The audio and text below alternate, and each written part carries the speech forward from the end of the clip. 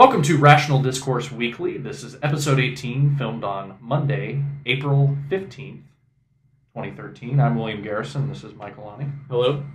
And we talk a bit about this week how your racial background can kind of influence religion and the structure within the family and so forth. And then we touch on sort of how the changing racial background of like the Catholic Church might affect policy or interest in the future. See where that goes. But I guess at its core, this week's podcast is about what is it that atheists like us are actually attacking? What is the essence of religion? And are we attacking the wrong thing? And so we explore that a little bit. Sort of came up after a Reddit debate following the whole Sam Harris debacle. So yeah, varied topics and interesting stuff this week. So stay tuned.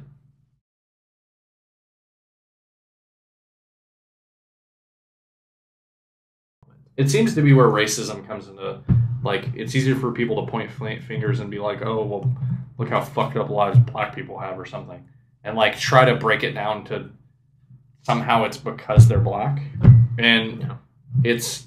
Well, to ignore historical trends. It's not even exclusive to black. Like, you know, they point fingers at Mexicans or, you know, because they're migrating to our country and because they don't necessarily have great lives because they're not getting top-tier jobs. And yeah. It's easy to describe, rather than point at the problems, it's easy to be like, well, here's why we get shit handed to us on a silver platter. Like, I'm a middle-class white male. I historically have very little to bitch about. Yeah. And I understand that. Like, I get it. I don't incur certain obstacles that other people do. I don't encounter resistance that I know many other people will based on latent prejudices and things like that. But, you know, it is what it is.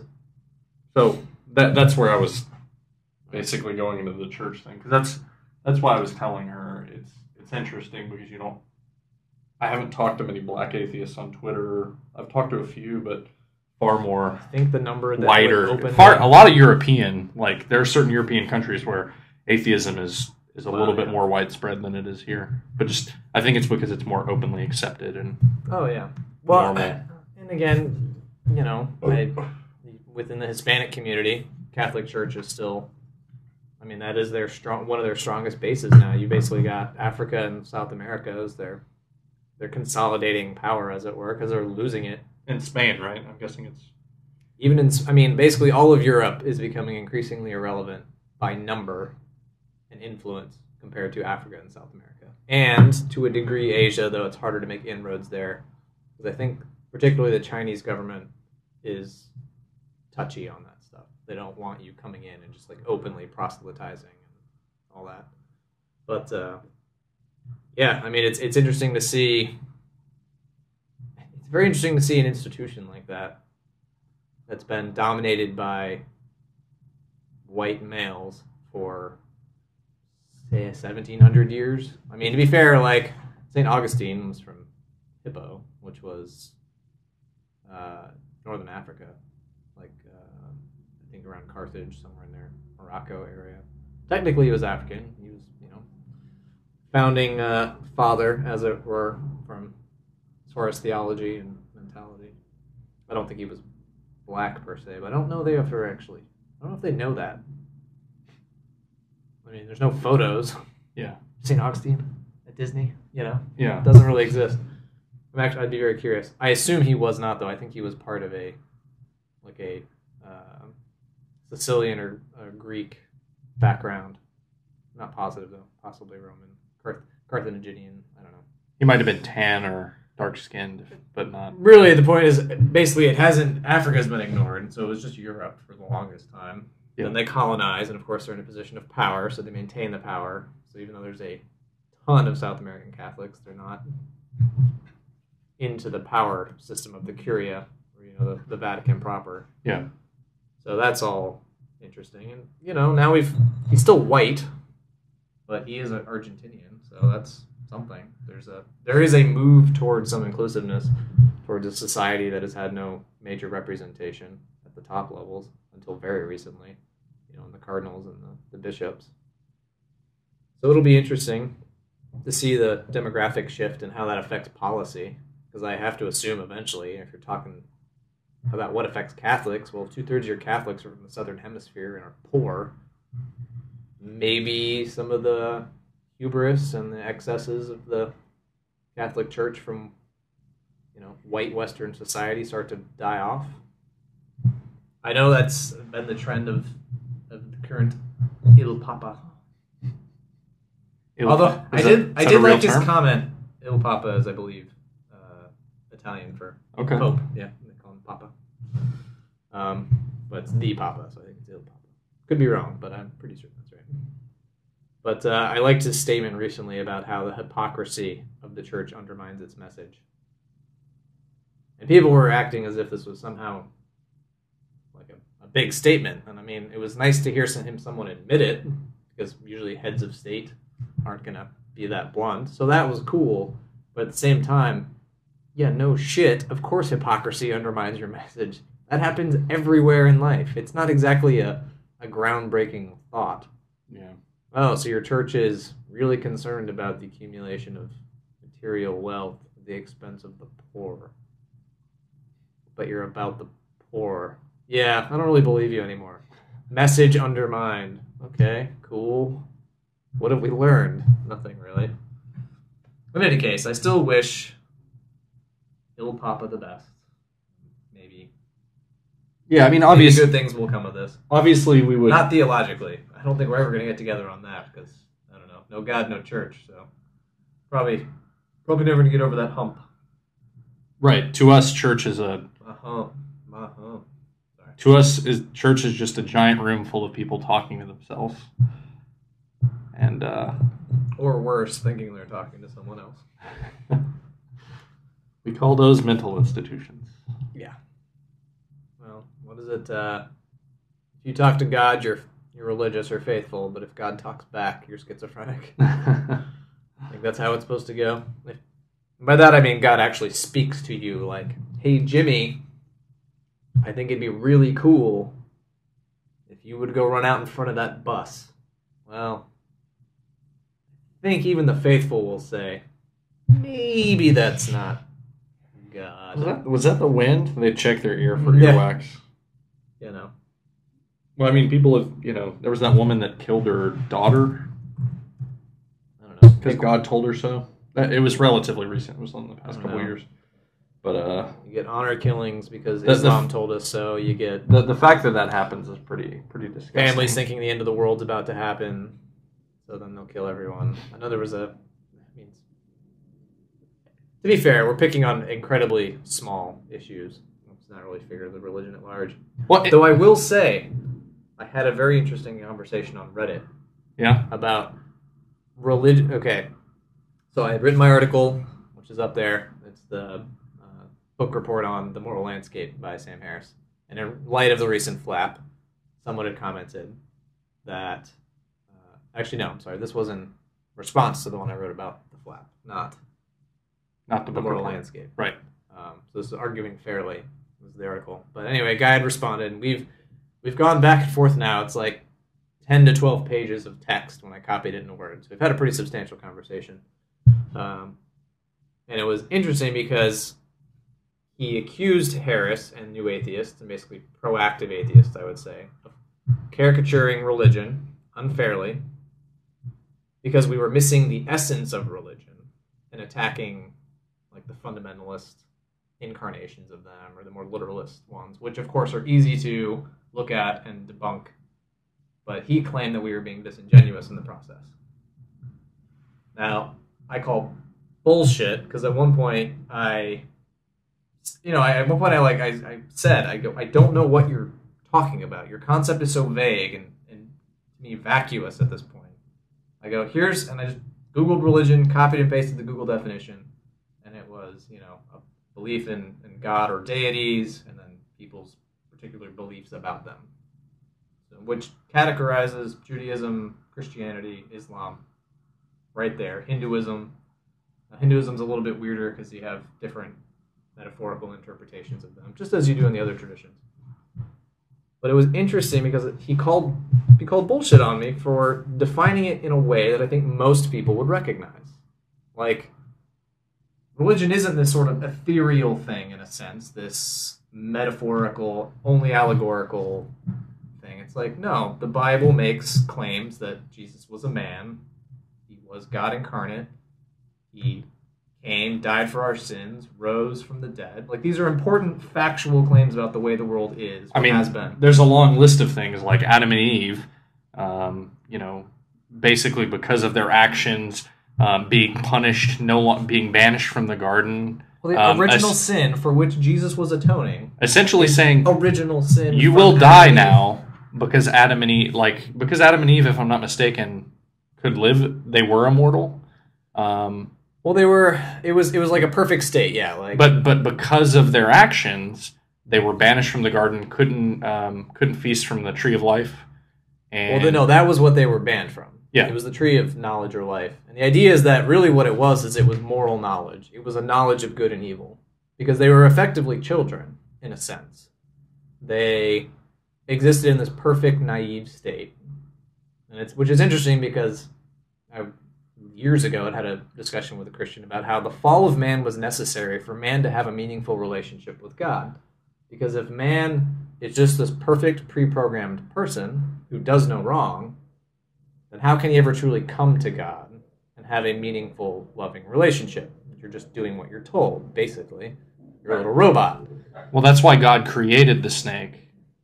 Well, and that's the thing. He was arguing that the fall was necessary. It had to occur. If God was going to have a true loving relationship, two-way love, where you come and accept the flaws of the other, blah, blah, blah. Anyway, so Jesus comes, and he's supposed to be atoning for this, which is interesting. But basically he helps us escape, like, the eternal cycle, where we can basically never get away from original sin. Jesus offers a way out. Anyway, these are, again, specific claims that are fundamental to Christianity as most people practice it. Now, he countered, this gentleman on Reddit, that was not sufficient. Like, why are we giving undue respect to what the populace feels? Why does it matter that that's what most people think? Well, I don't know how else to define religion. Like, that's a concept to me that required reaching out to how it's usually defined. Just like, like a cheetah is a cat that's spotted and runs fast from the African savannah. If most cheetahs are fast, I'm gonna make my basis on that. If one person goes, well, what about that?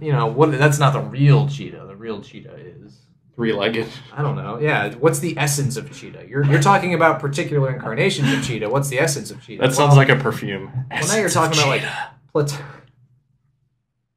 it? 60% of the time it works every time. But and by the way, his name is Anthrog, and it's been a good debate. It's been fun to engage in. And I don't know if it's done or not, but he hasn't responded since I responded. Was this on True Atheism? Yeah, subreddit.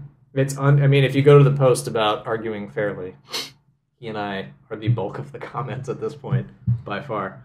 But in any case, this argument just started off because he was saying that he didn't see how Sam Harris had been misrepresented. Now, he admitted he hadn't read the article that I linked to that showed how he'd been misrepresented in like 10 different ways. So that irked me a little bit, but that's fair, whatever. So I started engaging. But when we got to this point about like the essence of religion and how is new atheism, proactive atheism, or evangelical atheism, whatever you want to call it, the atheism that actively engages against religious belief and thought, wrong to actually criticize religion as practiced by most people, because we're ignoring the essence of religion, and so what we're destroying is like a false god. Okay, cool. Like, yeah, creationism is stupid. Of course, creation is stupid, but you're missing the point. To which I counter, of course. Well, what's the point? Like, if religion doesn't claim to make, if religion does not say that it makes claims about reality that are fundamentally true in some important metaphysical way, like if this Jesus story is just an allegory for like mankind's ability to redeem himself, then what is religion other than a good literary work? It's no better than Moby Dick as or far Homer's as The Odyssey. yeah. Yeah. You know, it's a hero cycle or any of these things. So if you strip it of something that it's actually talking about the way the world is, Yeah. fundamentally, like it is a truth that there is a God and there's a heaven and a spiritual realm, and we can, you know, we have this covenant with God that we need to follow in order to be able to enter into his kingdom. If all of that's just allegory, then it loses its meaning. It just falls under the fold of, you know, literature. Now you have religious literature and you have fiction and nonfiction, and it's all meaningful in different ways. And they may hint or grasp at truths, conceptual truths, like what is it to love, and what is it to be a good person. You know, those aren't facts about the world like there's a table. But, you know, where does religion then become anything special? It just disappears into this sort of like artistic fold of truth and meaning, which I've got no problem with. It's when religion makes claims about the way the world is, that's when I get involved. Because if you're telling me that condom use is bad because God dictates that you shouldn't interrupt natural procreation, now I have a vested interest because people are dying in the real world. That's not an allegorical truth. Yeah.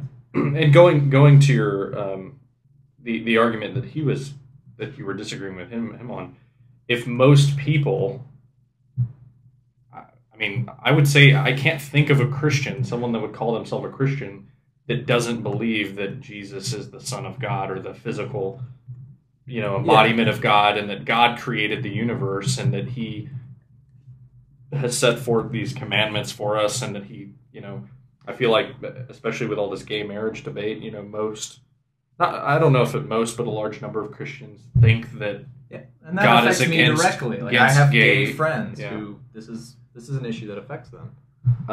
So it's not like you're arguing against the straw man argument.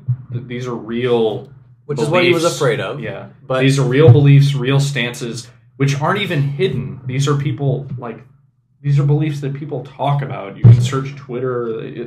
You know, it's the kind of stuff. I was raised as a Christian. Yeah, I was told in church by my parents, you know, that the world was created in 6 days and God rested on the seventh, and you're not supposed to work on on the Sabbath, and that's why you go to church, and you have to go to church to get closer to God, and like there's a long list of things, you know, that are just commonly held principles, and that's what religion. Yeah, that's what religion is in the real world. That's what humans have made of it. Now, if we were, and he was arguing that Harris, he seems to have a particular bone to pick with Harris. Yeah. But any of them, you know, Dawkins or whatever. Like, okay, so you take all of Christianity, and if we had, as a movement or a group or whatever you want to call it, said that the only thing we're going to point out is like, ha ha ha, Christian fundamentalism is stupid, and like the only point of attack was undermining fundamentalism or literalism, six-day creationism and all that, well, yeah, that's not representative of the vast majority of Christianity. Then we'd be strawmanning it. Then we'd be taking one of the weakest, most easily attacked versions and putting that out there as if we had defeated Christianity. We'd be wrong to do that, and we are wrong to do that if we do that. Yeah. But when you're talking about core things, like the whole idea of Jesus, or the whole sort of, to me, ridiculousness of the necessity of Jesus, well, that attacks Christianity at its core. And so if you're willing to basically say, oh, well, we're not talking literally, and then you back off, okay, so I'm like, okay, so you gave up ground now, you're saying, so Jesus didn't necessarily exist, and wasn't necessarily a God-man, and okay, I do have a lot less to argue with, but at the same time, you're not advancing anything that I really can argue against. Again, to me, it's the same at that point. We're just critiquing a work of fiction.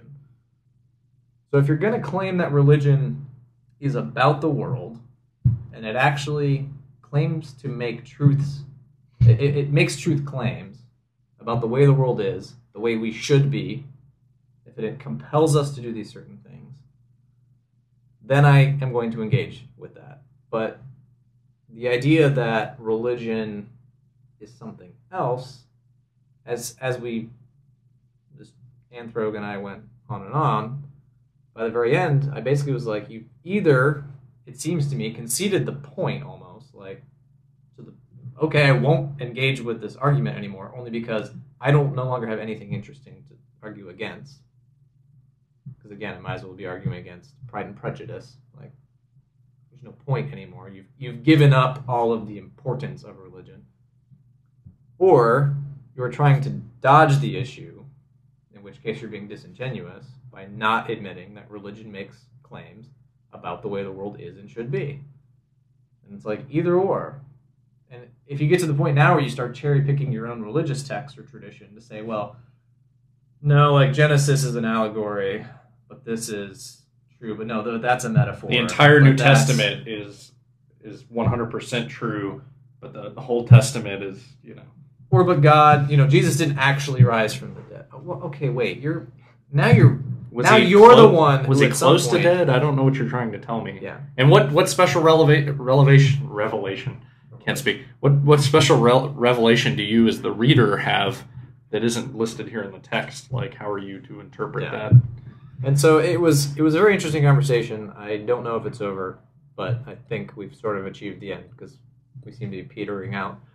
But it was very interesting to get that sort of point of view of, like, to me it actually strengthened my position in the end. I felt like you give up enough in religion to make it unassailable, but in the process, you've given up so much, I don't have anything to be mad about or to argue against. Because again, you've just gone into a certain class of literature. Fine, whatever. Or you have to claim it makes truths about the world, or it makes claims about the truths of the world, and so you've granted that it is engageable in principle, that we can push back on those claims when they seem relevant to the topic at hand.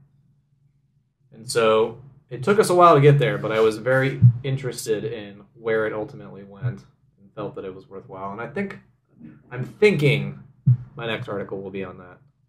And if it is, that means it'll be out before this podcast, which means chronologically this makes no damn sense. But that's fine. Reading through the thread, it seems like you've got enough ammo to do an article for sure. Yeah. Maybe a short one for once. The interesting thing is it kind of reminds me how basic it seems very much easier to have an argument about the specifics of religion. Yeah. Well, what else do you engage with? Vagaries or... Anytime when you talk about like atheism as a whole, atheism literally only means that we don't believe in gods. So anything beyond that is up to the individual. Not all atheists are skeptics. Some atheists believe in ghosts. So anytime you have the basic argument, like I had one a couple weeks ago, he kept just telling me, prove it, and I kept trying to. First of all, logically impossible. Second of all, that's not I was trying to tell him why I'm an atheist or why it doesn't matter what I prove or disprove. I don't have to disprove anything in order to be right. Well, you had a good analogy about that someone brought up, right? So I was watching the Atheist Experience, another I highly recommend it. If you're bored and on YouTube, just look up Atheist Experience. We'll link to it, and I'll link to this Reddit post too, just so we have that. But he was making the analogy that atheism is kind of like when you talk about a court case, the jury decides if a defendant is guilty or not guilty. They never say that they are guilty or innocent. Yep. Because they basically, with the evidence provided, they can't prove someone is innocent. They're given the crime, they're given the facts, they look at the evidence, and given the evidence, they can only tell if someone's guilty or not guilty. Yep. We can basically say, well, we don't know that, evolution and the Big Bang Theory, and we don't know that these things are the only truths, within the universe. We don't even know that religion, we don't know that this person named Jesus didn't exist. We don't know that there's not a God. We just have no reason to believe it. Anyone who claims otherwise is probably talking out their ass. I'll grant that straight up. Burning bush, all that kind of stuff.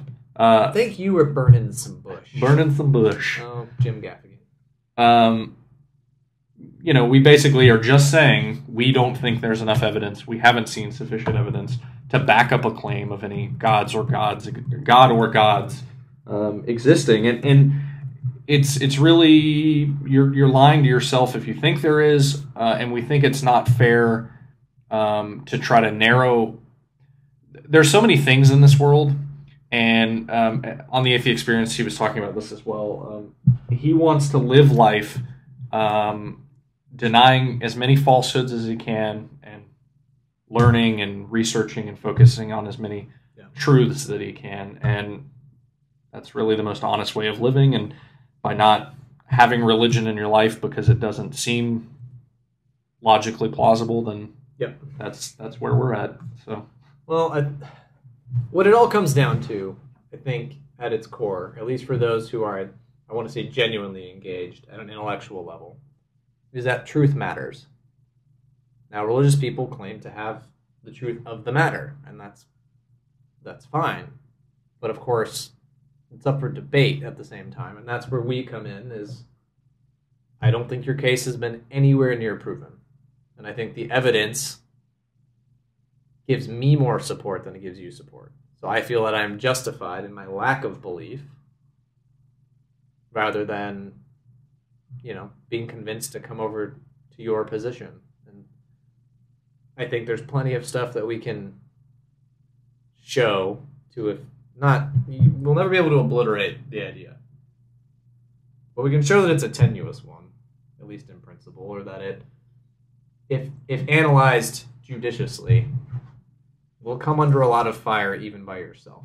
And I think that's, at the end of the day, that's all we want to do. We want to engage to advance our own beliefs insofar as we think they're well-founded, well-justified. And we'd like you to be on the same side. We'd like you to at least think for yourself. Free thought is one of the most important things in this world. And if we've talked about in the past, the country that you're raised in and stuff determines your religion. If you're just going to go on assuming that everything your parents told you growing up is true, and not even question it, then I don't think you're being fair to yourself. We're not evil. We just think we have I think the same priority. We just come to a different conclusion. But as I am out of beer, I think that's a good time for us to stop. When we tap in Bud Light Lime, I don't know if I feel comfortable doing that. But you bought it, so kudos. Thank you, William. Yes. We are in no way sponsored by Bud Light Lime. And on principle, I will say we will never, ever be. Stephen Colbert is. No, wait. Colbert 2016. He is. All right, we'll have to discuss this. 2016? Obviously, we are mere days away from a Bud Light Lime deal, but yeah. Anyway, we'll have actually, it'll be an old article now. Article that had been up last Friday. New article up this Friday.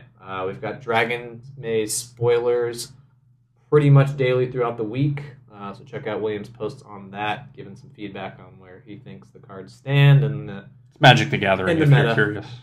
Card game. It is, but I'm sure a lot of our fellow atheists are Magic players because cool people magic. That's what I hear. Yeah.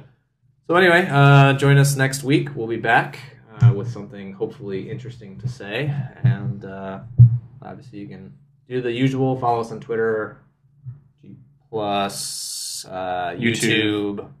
You can subscribe to our blog. So you can subscribe to Rational Discourse Weekly on iTunes. If you search for Rational Discourse Weekly or 37G, it can come up either way. Yeah.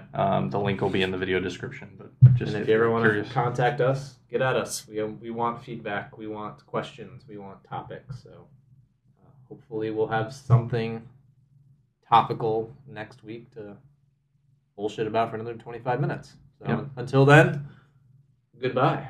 Sayonara. You are not Japanese. And this will be just so I remember the title. Because I think this is what I'm going to call this week's episode. Essence of Panther. Was it Panther or Cheetah? No, it was Sex Panther. No. What you said, remember? What was the essence? Yeah, I was talking about the essence. What is a cheetah?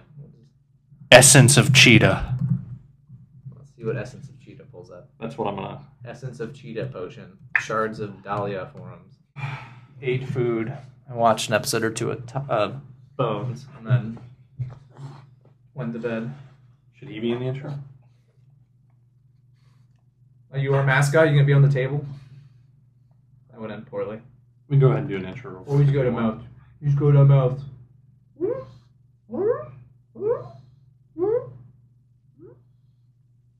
Come on. Come on, let's go. We're going this way. Made it. Beer? Yeah. Yeah. For continuity's sake, we have to have a full beer at the beginning. Yeah. It's just